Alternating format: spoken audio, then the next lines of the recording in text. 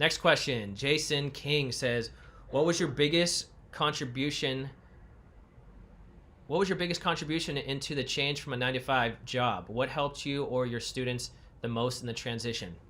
Okay, so one of the things that helped me the most when I got out of my 9 to 5 job, which is where I was working at Costco, what's kind of funny is a couple people from Costco actually jumped on my live stream one time. They're like, "What is that, Tim? What?" So that was kind of funny.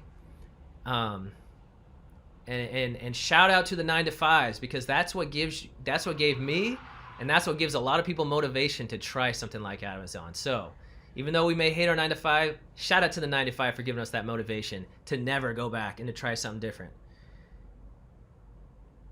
So the biggest change for myself with the 9 to 5 is, I thought, worst case scenario, what is it? Worst case scenario is I got to go back to the 9 to 5, okay?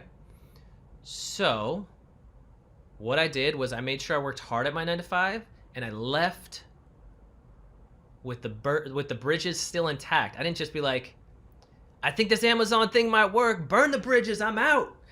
Forget the 9 to 5, screw all you, No way. I was like, thank you so much for this opportunity. Here's what I'm trying to do. I just want to know, if I go and do this, and let's say it doesn't work out, would there be a position for me here again? They said, Tim, of course there would be. You're one of our top workers here. Of course there would be. I said, right on. They said, best wishes.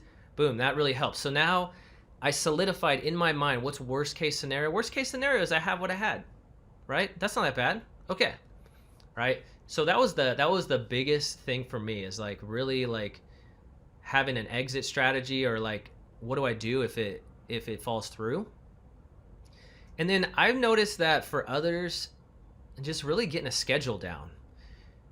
There's a lot of people who can be a very good employee for somebody else, but when it comes for themselves, they just don't have the motivation without someone on their back saying like, clock in, clock out, do this, do that. They're gonna just sit and watch YouTube and play video games all day. So making sure that you have the discipline and the focus to be able to like stay on track, right? Not being like, yeah, I'm an entrepreneur now, I'm gonna go out and do all this stuff, take a lot of Instagram shots, I'm living the life, financial freedom, passive income, yeah. Next thing you know, your business in the tank and you have no job, right? So those are the two biggest things. Making sure you have that discipline and focus, and can keep a somewhat regular schedule being a self-employed entrepreneur, and also not burning down your bridge when you leave your job, all right?